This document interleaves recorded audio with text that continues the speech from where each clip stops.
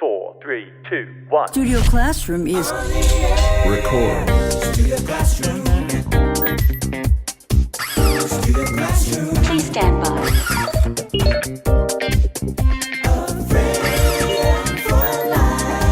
A classroom. Studio Classroom. Studio Classroom. Studio Classroom. Studio Classroom is on the air. Hey everyone! Welcome to Studio Classroom on the air. This is the place to come when you want to have some fun. My name is Rebecca. Do you like gardens? Would you like to plant a garden? Or how would you like to plant a garden on the roof? Well, if you have an empty rooftop, why not plant a garden up there?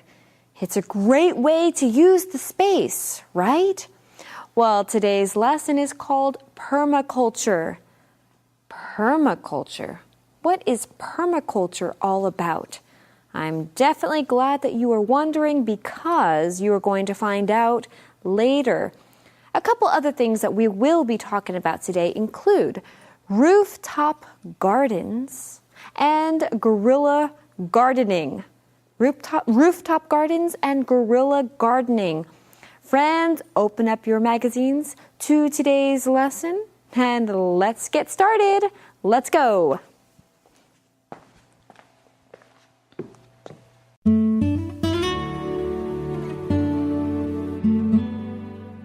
Permaculture. When Bill Mollison published his second book on permaculture, one reviewer described it as rebellious. Mollison agreed because permaculture means cultivating your own food and living a sustainable life. You do not need a lot of land to practice permaculture. Small spaces on rooftops or in urban landscapes can be used to grow food. Permaculture also goes hand in hand with guerrilla gardening, which is the practice of developing abandoned or unused urban areas for plants without official approval. But permaculture doesn't have to be rebellious. It is intended to be efficient and sustainable, as well as aesthetically and socially pleasing.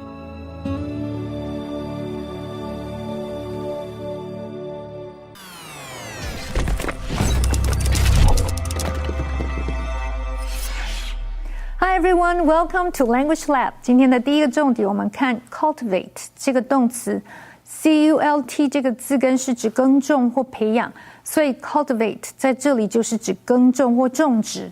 例如 ，The land by the river is fertile, so it's an ideal place to cultivate crops. 这片河岸边的土壤非常肥沃，因此是耕种农作物的理想地点。Cultivate 也指培养或养成，例如 Tiffany spent years cultivating her English ability through intensive reading. Tiffany 常年来透过大量阅读培养自己的英文能力。它的过去分词 cultivated 可以当形容词，意思是指已经开垦的，或者是用于耕作的。例如 a nice piece of cultivated land 是指一片已经开垦的良田。接下来我们看的是 aesthetically 这个副词 A-E-S-T-H-E-T 这个字根有感觉的意思，所以 aesthetically 是指审美的，或者是就美学观点来看的。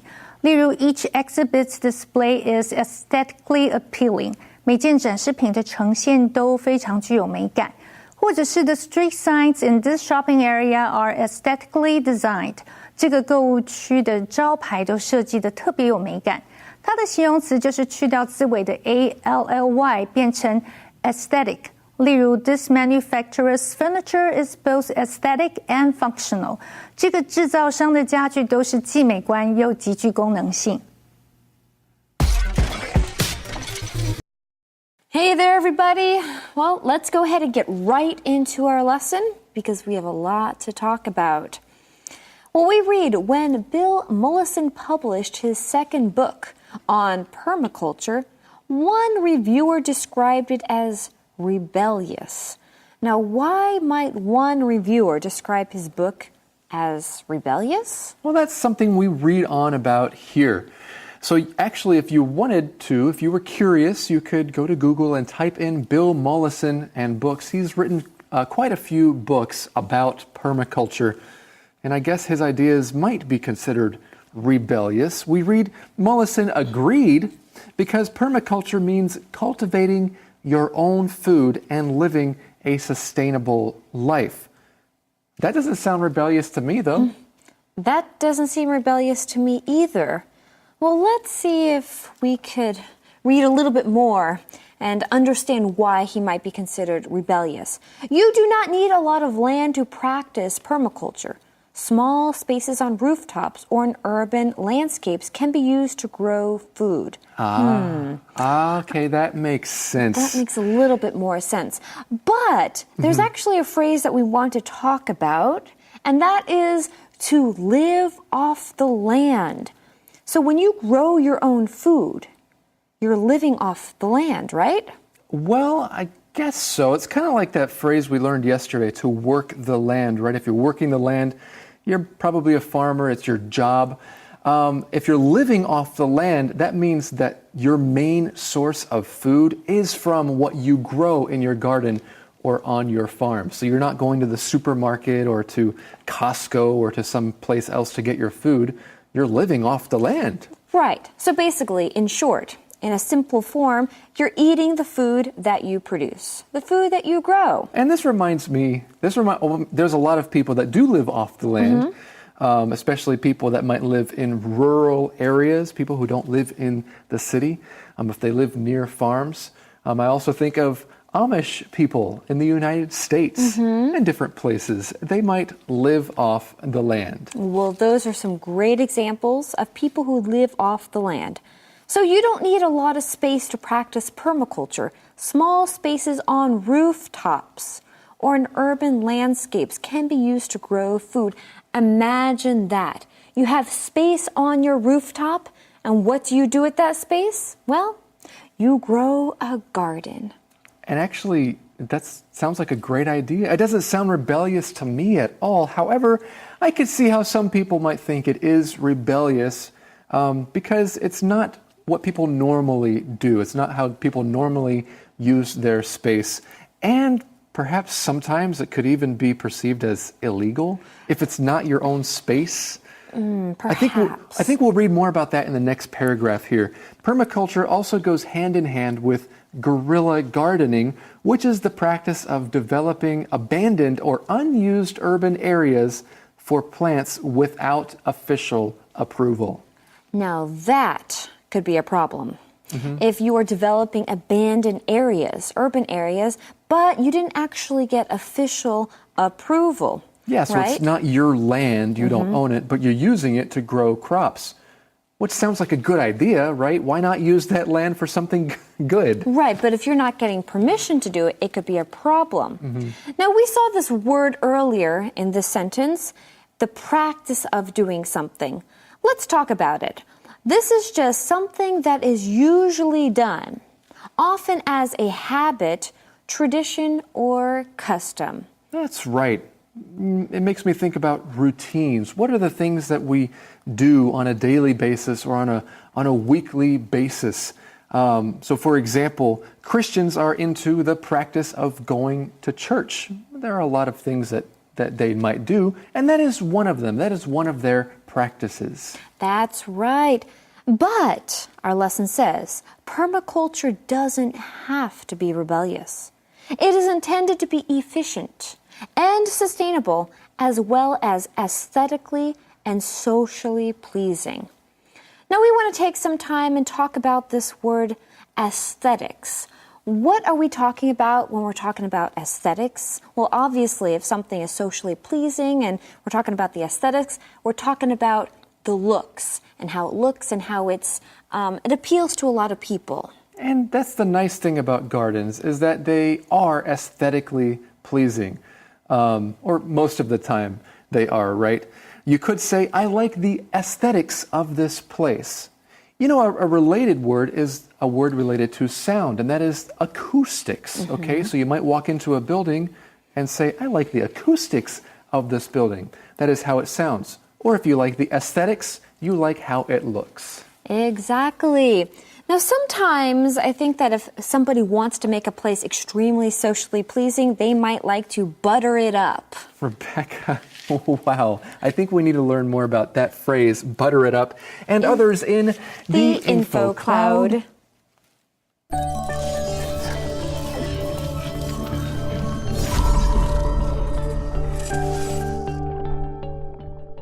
Hello, friends. Welcome to Info Cloud. We have talked about the phrase, bring home the bacon, on the program before. This phrase refers to the money we earn for our daily survival. Today, we want to introduce another phrase, bread and butter, which sounds similar but has a slightly different meaning. Bread and butter are common items on the dinner table in the U.S., and this phrase can be used to mean a professional skill, job, or anything that a person depends on to make a living. For example, Carolyn, what is your bread and butter for work? Well, I'm an English teacher, so my professional ability and skills to teach English are my bread and butter. What are yours? I have a lot I could do for a living, such as teaching English, of course, translating and teaching musical skills to people. Those are my bread and butter. Now, you will notice with this phrase, we don't add an S to butter even when we list several things.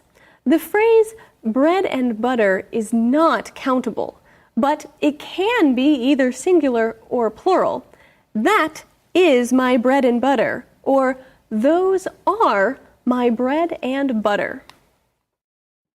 我们曾学过一个用语 bring home the bacon 养家糊口。今天要再学一个同样和谋生有关的英文。在成长过程中，我们经常听到长辈说，你要学习一技之长或谋生之道，这样才能找到一份好工作。你所赖以为生的技能英文就是 bread and butter。因为面包和奶油都是餐桌上的基本食物。我举个例子 He sells real estate. That's his bread and butter. 他卖房地产，那就是他的谋生之道。这就是今天的 Info Cloud， 我们下次云端见。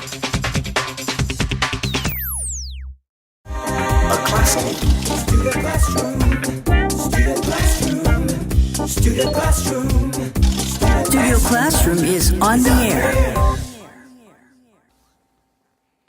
Hey everyone, welcome back to Studio Classroom, where we are talking about permaculture.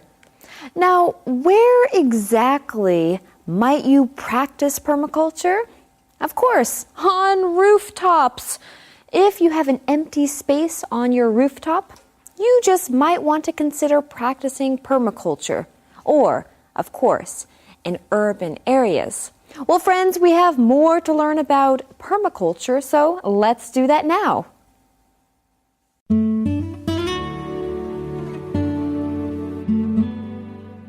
Permaculture. One central principle of permaculture is mimicking nature to grow food. Plants that need a lot of water should be planted downhill from ones that need less. Instead of growing just one plant in an area, you should grow certain plants together to make them healthier. Spaces should be developed in patterns that make gardening easier. Many of the design principles can actually be applied to everyday life. They stress observation, valuing diversity, reusable resources, and integration rather than separation.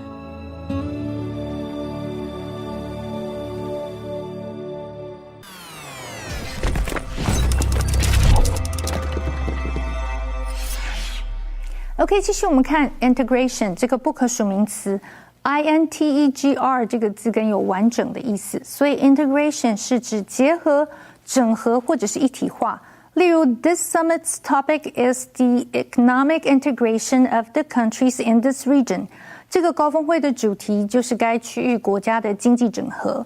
它的动词是 integrate，I-N-T-E-G-R-A-T-E。例如 immigrants usually experience difficulties integrating into a new society。移民者要融入新的社会，通常会经历到一些困难。最后我们看 diversity 这个不可数名词 V-E-R-S 这个字根有转的意思，所以 diversity 是指多元化或者是多样性。例如 the city's ethnic and cultural diversity attracts many tourists。这个城市的民族以及文化的多元性吸引了许多游客。diversity 也指差异或者是不同性，例如 a diversity of perspectives enriched our discussion。角度看法的不同让我们的讨论很丰富。它的形容词是 diverse， D-I-V-E-R-S-E。例如 we live in a diverse society, so we need to respect people's diversity。我们生活在一个多元化的社会，所以要尊重彼此的差异。And now let's get back to our teachers. Well, let's learn about one central principle of permaculture. We read, one central principle of permaculture is to mimic nature to grow food. Now, before we continue, we need to take a look at this word, to mimic. This just means that you are copying someone or something in particular, and you copy the way maybe a person speaks or the way they act and move, usually to make somebody laugh. Okay, so you could copy someone to make someone else laugh. I don't think that permaculture is trying to make people laugh. No, so I guess you're not always making somebody laugh. But oftentimes, when you're mimicking a person, that's true. You're trying to make other people laugh. That In is this true. case, I think it's just to copy. Right. Friends, you saw that word emulate in our lesson yesterday. It's kind of the same idea. Okay, our author is using different words to communicate the same idea. So we want to mimic nature with permaculture. So you could say, he's mimicking me, and you don't like that. You don't like it when someone mimics you. Or we could talk about something like maybe Spider-Man, right? The movie Spider-Man. Spider-Man uses technology that mimics spiders in what he wears. But of course, when we're talking about permaculture, that is just mimicking nature to grow food. And we see an example. Plants that need a lot of water should be planted downhill from ones that need less. Instead of growing just one plant in an area, certain plants should be grown together to make them healthier. Right, so it sounds like they're making use of space. They're trying to make the best use of space possible, okay? Spaces should be developed in patterns that make gardening easier. Many of the design principles can actually be applied to everyday life. So the idea is that we can learn something for our everyday lives from permaculture, or that there should be a relation of some kind. And look at these nice patterns. That's cool. This is really cool. And this is the way gardening should be done, right? Yeah, very, very aesthetically pleasing. I like the aesthetics of that garden right there. Absolutely. Many of the design principles can actually be applied to everyday life. Now let's take a look at the word everyday or everyday life. This just refers to what one does on a daily basis or on a regular basis. That's right. It's not what you do one time or when you're trying to be special, right? That's not something you can describe as everyday life. So yeah, I think that your actions in everyday life are more important than any one thing you try to do to be great or any heroic action that you might try to do. It's important what we do and think and say in our everyday lives. Exactly. They stress observation, reusable resources, and integration rather than separation, and valuing diversity. Now let's take a look at this word to stress. Oftentimes when I think about the word stress, I think about the noun form. Oh, I feel so much stress right now. However, in our lesson, when you stress something, this just means that you're emphasizing or you're giving special importance to something. That's right. And as English teachers, Rebecca and I think it's important for you guys to do a lot of things. And we really like to stress practicing. Okay, that means that if you learn something, you're not just going to learn it once and then never use it. No, we want you to use it. So we stress practicing and using what you have learned. That's right. And we also stress the importance of drinking plenty of water. And of course, that's before a race, right? Before a race or after a race. That's true. And we also stress the importance of watching Studio Classroom as often as you can. Right. And if you're interested in permaculture, then you know that we stress observation, reusable resources, and integration, that is, using things together, rather than separation and valuing diversity. Well, I'm really grateful because we have a lot of diversity here at Studio Classroom in our features, right? We definitely do, and we stress the importance of a review skit. That's right. I like that feature.